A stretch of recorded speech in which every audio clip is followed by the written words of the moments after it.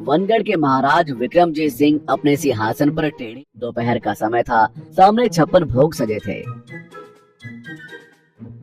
लेकिन राजा के चेहरे पर ऐसी उदासी थी जैसे किसी ने उनकी पसंदीदा मिठाई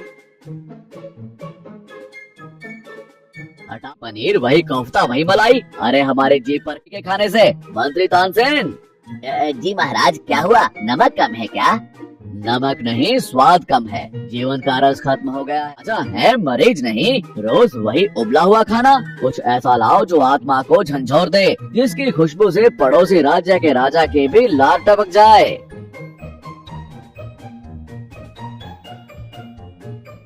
तभी वहाँ वैद्य जी आ गए। रोज ना करें महाराज, रक्तचाप बढ़ जाएगा। आज आपके लिए करेले का सूप और लौकी की खीर बनवाई है। वैद्य जी, अगर एक शाम को हम करेले के खेत में ही कैद करवा देंगे। हमें कुछ मसालेदार, कुछ भुना हुआ, कुछ ऐसा चाहिए जो जो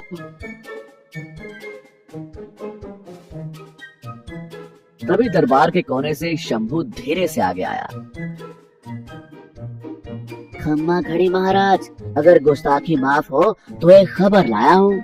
बोल शंभू, तू ही कोई अच्छी खबर सुना दे। महाराज, कल मैं भेष बदलकर राज्य की सीमा पर रांची वाले घने जंगलों की तरफ गया था। वहाँ जंगल के बीचों बीच एक पुरानी झोपड़ी है। वहाँ एक आदमी है, बाघा। वो सखुआ की लकड़ी पर मिट्टी की हांडी में ऐसा मटन चावल बनाता है कि ओह महाराज, उसकी खुशबू से जो शेर भी शिकार छोड़कर शाकाहारी बनने की सोचने लगता है ना, फिर वापस मांसाहारी बन जाता है। राजा की आंखों में चमक आ गई। सखुआ की लकड़ी, मिट्टी की हांडी और मटन। शंभू, क्या तुमने चखा? जी महाराज, ऐसा स्वाद की उंगलियां चाटते चाटते कोहनी तक पहुंच जाएं। वो सखुआ की लकड़ी का जो धुआं मटन में रमता है, हाय, और हाथ में गीला गीला चावल।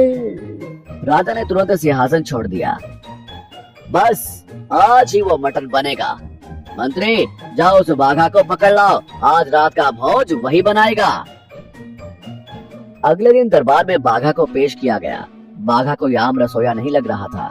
सर पर गमछा, धोती थोड़ी ऊंची और चेहरे पर गजब की बेफिक्री। उसे देखकर लग ही नहीं रहा था कि वो राजा के सामने खड़ा है। महाराज, ये है बाघा, बड़ी मुश्किल से आया है। स्वागत है बाघा, सुना है तुम सखुआ वाला मटन बहुत गजब बनाते हो। आज हमारे लिए भी बनाओ, मुंह मांगा इनाम देंगे। राजा साहब, ई महल में वो हमसे ना बनेगा। दरबार में सन्नाटा छा गया। शाही रसोइया भीमसेन की मूछें फड़कने लगी। क्यों? हमारे पास सोने के बर्तन हैं, चांदी की कड़छी है, दुनिया भर के मसाले हैं। यही तो दिक्कत है, सोने के बर्तन में मटन नहीं घमंड पकता है। और सखुआ का मटन बनाने के लिए माहौल चाहिए, खुली हवा, पुरानी सखुआ की सूखी लकड़ी और मेरी अपनी काली वाली पुरानी हांडी। महाराज, ये अपमान है। मेरी कड़ाही में क्या कमी है? कमी कुछ नहीं है भैया, बस तुम्हारी कड़ाही में जान नहीं है, वो ज्यादा चमकती है, मटन शर्मा जाएगा। राजा को बाघा की बातें अजीब लगी, लेकिन स्वाद के लालच ने उन्हें झुकने पर मजबूर कर दिया। ठीक है, जैसा तुम कहो, हम शाही बगीचे को जंगल बना देंगे, जो चाहिए मांग लो। लिखो मंत्री जी, पहली बात, 15 साल पुरानी सखुआ की लकड़ी चाहिए जिसमें दीमक न लगा हो। दूसरी, पानी कुएं का नहीं झरने का चाहिए। तीसरा, कोई मुझे जल्दी करो नहीं बोलेगा, मटन पकेगा अपनी मर्जी से। लेकिन तेल कितना डालोगे? ज्यादा तेल राजा जी के दिल के लिए। वैद्य जी, आप अपनी जड़ी बूटी कूटो, मटन में तेल नहीं चर्बी का खेल होता है, बीच में ना बोलें। तीसरे दिन राजा के शाही बगीचे के एक कोने में काम चलाऊ जंगल बना दिया गया। एक चूल्हा खोदा गया। लकड़हारा भूरा लकड़ियों का गट्ठर लेकर खड़ा था। राजा खुद एक साधारण कुर्सी लगाकर वहां बैठ गए। मंत्री, वैद्य जी और शाही रसोइया सब तमाशबीन बनकर खड़े थे। ए भूरा, ये क्या उठा लाया रे? ये सखुआ है? ये तो आम की लकड़ी है, इससे मटन मीठा हो जाएगा। जा असली सखुआ ला, जिसमें से जंगल की महक आए। भूरा दौड़ कर गया। राजा का पेट भूख से गुड़गुड़ कर रहा था। अरे बाघा, लकड़ी तो जलानी ही है, कोई भी जला ले भाई। ना महाराज, सखुआ की आंच धीमी होती है और धुआं कड़वा नहीं मीठा होता है। वही तो मटन के रेशे रेशे में घुसता है। सब्र का फल मटन होता है। बाघा ने मसाला पीसना शुरू किया। वो सिलबट्टे पर मसाले पीस रहा था। शाही भीमसेन ने अपनी मिक्सर जैसी कोई पुरानी मशीन दिखाई। इसे पीस लो, जल्दी हो जाएगा। मशीन से मसाला पीसता नहीं, कटता है। सिलबट्टे पर मसाले का तेल निकलता है। तुम नहीं समझोगे, तुम जाओ शाही पनीर बनाओ। मसाला पीसने में ही बाघा ने 1 घंटा लगा दिया। राजा की हालत खराब हो रही थी। सेवक लाखा राजा को हवा कर रहा था, लेकिन राजा को भावा नहीं, खाना चाहिए था।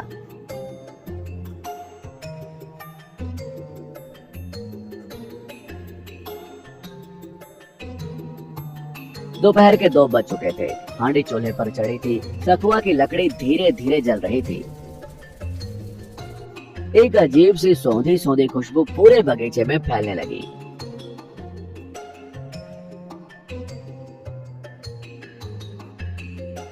ये खुशबू साधारण नहीं थी। इसमें लहसुन का तीखापन, सखुआ के धुएं का नशा और मसालों का जादू था। आहा, नहीं, मतलब छी छी, ये तो बहुत तामसिक भोजन लग रहा है। मेरी तो भूख ही मर गई। लेकिन वैद्य जी के मुंह में पानी आ रहा था, जिससे वो बार बार निकल रहे थे। महाराज, खुशबू तो ऐसी है कि लग रहा है पड़ोसी राज्य पर हमला कर दूं जोश में। बाघा, अब तो परोस दे भाई, जान लेगा क्या?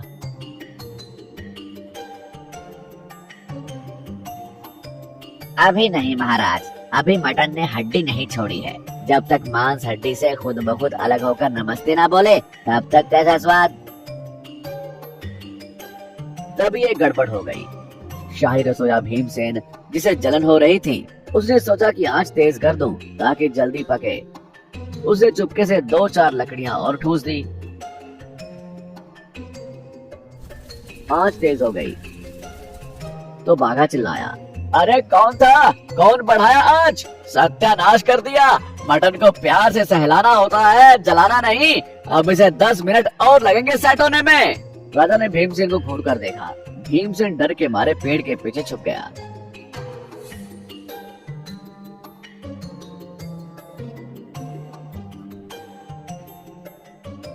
शाम के 4 बज गए। राजा भूख से बेहाल थे। अंत में बाघा ने हांडी उतारी।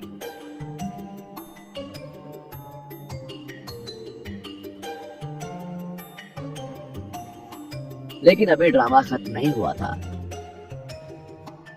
चावल कहाँ है? शाही बासमती चावल तैयार हैं। अरे हटाओ ये बासमती, मुझे वो मोटा वाला उसना चावल चाहिए। ये बासमती तो मटन के रसे को सोखता ही नहीं है, बस ऊपर तैरता रहता है। मटन का असली मजा मोटे चावल के साथ है, जो रसे को अपने अंदर पी ले। राजा ने अपना माथा पीट लिया। मंत्री, जाओ अस्तबल के कर्मचारियों के लिए जो चावल बनता है वही लाओ, पर लाओ जल्दी। आखिरकार पत्तल बिछाए गए। बाघा ने सोने की थाली मना कर दी। पत्तल पर खाओगे महाराज तो सखुआ का पत्ता भी अपना स्वाद छोड़ेगा, बाघा ने कहा। राजा के सामने पत्तल पर भाप छोड़ता हुआ मोटा चावल और उसके ऊपर वो गहरा भूरा गाढ़ा सखुआ की महक वाला मटन डाला गया। ऊपर से थोड़ा सा कच्चा प्याज और एक हरी मिर्च।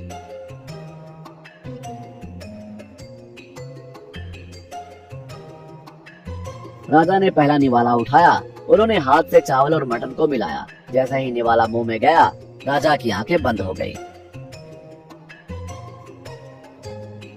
सब राजा के चेहरे को देख रहे थे। 1 पल, 2 पल, राजा की आंखों से एक आंसू टपका।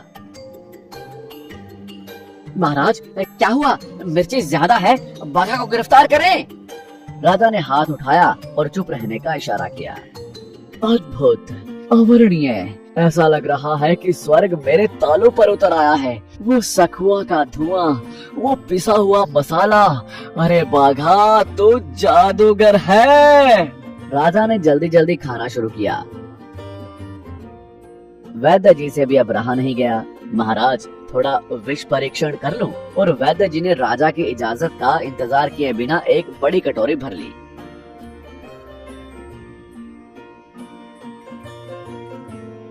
कुछ ही देर में मंत्री, वैद्य और यहाँ तक कि पेड़ के पीछे छुपा भीमसेन भी पत्तल लेकर बैठ गया। सबने शाही शिष्टाचार ताक पर रख दी।